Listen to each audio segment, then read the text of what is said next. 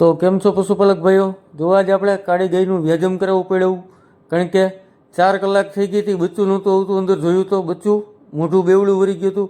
એટલે ખાસ દરેક પશુપાલક ભાઈઓને વ્યાજમ ટાઈમે કેવી કાળજી રાખવી. જો મોઢામાંથી કેટલું બધું પાણી કાઢવું પડ્યું, કારણ કે અંદર પરપોટાનું પાણી પી ગયું. જો નોર્મલ બચ્ચાનું વ્યાજમ થઈ જાય તો પણ એને 5 થી 10 મિનિટ સુધી ઊંધું લટકાવી અને મોઢામાંથી તથા નાકમાંથી પાણી કાઢી નખાય. જો આ પાણી અંદર અંદર રહી જાય તો આગળ જતાં બચ્ચાને તકલીફ પણ થઈ શકે અને શ્વાસની બીમારી પણ થઈ શકે. એટલે વ્યાજમ થઈ ગયા પછી તરત જ એને મોઢામાંથી તથા નાકમાંથી પાણી કાઢી નાખવું જોઈએ. પછી વ્યાજમ થઈ જાય એટલે તરત જ એની મા પાસે મૂકી દેવું જોઈએ. એટલે ચાટીને આખું બચ્ચું સાફ કરી નાખે. જેટલું બચ્ચુને ચાટશે એટલું બ્લડનું સર્ક્યુલેશન વધી જશે.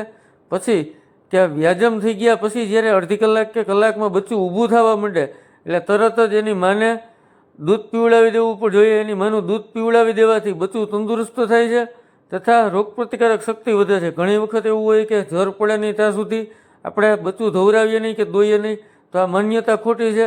વીંયાઈ જાય એટલે કલાક કે 2 કલાકમાં જ્યારે બચ્ચું ઊભું થવા માંડે એટલે તરત જ એની માતાને ધવરાવી દેવું જોઈએ.